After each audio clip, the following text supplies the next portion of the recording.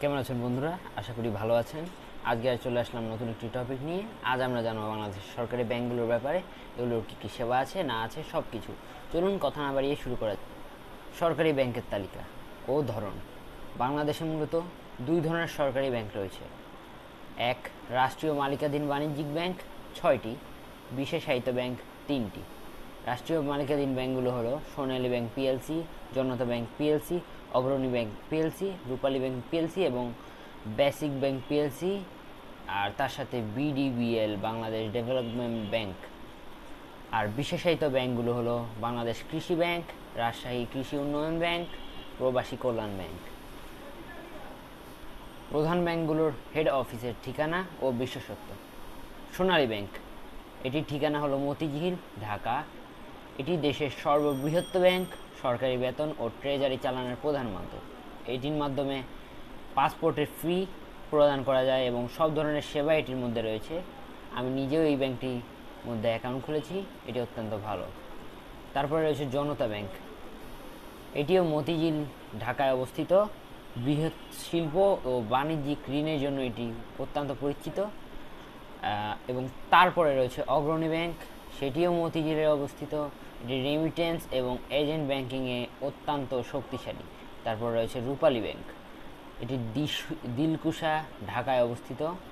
কৃষি বান্ধব এবং ডিজিটাল সেবার দ্রুত উন্নতি করেছে এটি।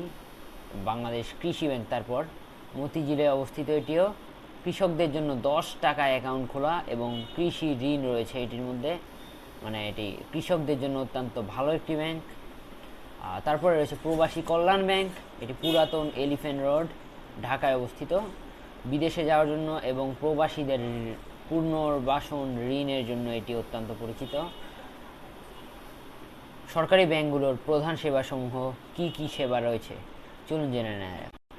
পয়েন্ট 1, 10 টাকায় অ্যাকাউন্ট। প্রান্তিক কৃষক, দুস্থ এবং ছাত্রছাত্রীদের জন্য নামমাত্র 10 বা 100 টাকায় অ্যাকাউন্ট খোলার সুবিধা। সামাজিক নিরাপত্তা কর্মসূচি, বয়স্ক ভাতা, বিধবা ভাতা এবং মুক্তিযোদ্ধা ভাতার টাকা সরাসরি এই ব্যাংকগুলোতে বিতরণ করা হয়। পয়েন্ট 2। এবার পয়েন্ট 3, কৃষি ও এসএমই ঋণ। সবচেয়ে কম সুদে এবং সহজে শর্তে কৃষি সরঞ্জাম ও ব্যবসার জন্য লোন পাওয়া যায়। পয়েন্ট 4, সরকারি বিল, বিদ্যুৎ, গ্যাস, পানির বিল এবং পাসপোর্ট ফি জমা দেওয়ার প্রধান মাধ্যম। পয়েন্ট 5, ট্রেজারি চালান, সরকারের যে কোনো ট্যাক্স বা ফি জমা দেওয়ার সরকারি গেটওয়ে। চলুন এবার জেনে নেওয়া যাক কোন কোন শাখা নেই কোন কোন উপজেলায়। বর্তমানে বাংলাদেশ ব্যাংকের ফাইন্যান্সিয়াল ইনক্লুশন বা আর্থিক অন্তর্ভুক্তি নীতির কারণে প্রায় প্রতিটি উপজেলাতে সরকারি ব্যাংকিং সেবা, বিশেষ করে সোনালী এবং কৃষি ব্যাংকের অন্তত একটি করে শাখা আছে প্রত্যেকটি উপজেলায়।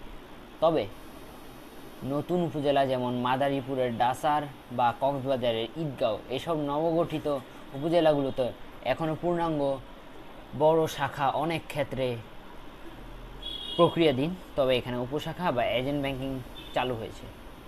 পার্বত্য এলাকা ও চর, রাঙামাটি, খাগড়াছড়ি এবং বান্দরবনের অত্যন্ত দুর্গম এলাকা এবং যমুনার কিছু বিচ্ছিন্ন চরে এখনও বড় বিল্ডিংয়ের ব্যাংক শাখা নেই।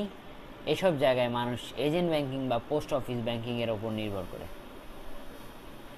কেন আপনি সরকারি ব্যাংকে যাবেন? সুবিধা এবং অসুবিধা। আমি আমার ব্যক্তিগত অভিজ্ঞতা শেয়ার করছি। আমার সোনালী ব্যাংকে অ্যাকাউন্ট রয়েছে। আমার যতদূর মনে হয়েছে এটি অত্যন্ত সুবিধাজনক। তেমন কোনো হয়রানি নেই এই ব্যাংকগুলোতে। আপনি একদম সহজেই আপনার অ্যাকাউন্ট খুলে সেখানে প্রত্যেক মাসে গিয়ে আপনার যত টাকা ইচ্ছা অত টাকা ঢুকাতে পারেন, এটা আপনার উপর। তো আসুন সুবিধাগুলোর উপর একটু আমরা ফোকাস করি। সুবিধাগুলো হলো 100% নিরাপদ, রাষ্ট্রীয় গ্যারান্টি, সুদের হার স্থিতিশীল, সব জায়গায় শাখা পাওয়া যায়। এবং অসুবিধাগুলো একটু বলি। দীর্ঘ লাইন, কিছুটা ধীরগতির কাস্টমার সার্ভিস, যদিও অনেক ক্ষেত্রে এখন উন্নত হয়েছে এবং প্রযুক্তিতে বেসরকারি ব্যাংকের চেয়ে কিছুটা পিছিয়ে, তবে সোনালী এবং অগ্রণী ব্যাংক অ্যাপ চালু করেছে। তো বন্ধুরা, এই ছিল বাংলাদেশ সরকারি ব্যাংক নিয়ে আজকের বিস্তারিত আলোচনা। আপনি যদি নিরাপদ আমানত চান বা সরকারি কোনো সুবিধা পেতে চান, তবে সরকারি ব্যাংকের বিকল্প নেই। আপনাদের সরকার আপনাদের এলাকায় কোন ব্যাংকের সার্ভিস সবচেয়ে ভালো, কমেন্ট করে আমাকে জানান। ভিডিওটি ভালো লাগলে লাইক দিন এবং সাবস্ক্রাইব করে পাশে থাকুন। দেখা হবে পরবর্তী ভিডিওতে। ধন্যবাদ।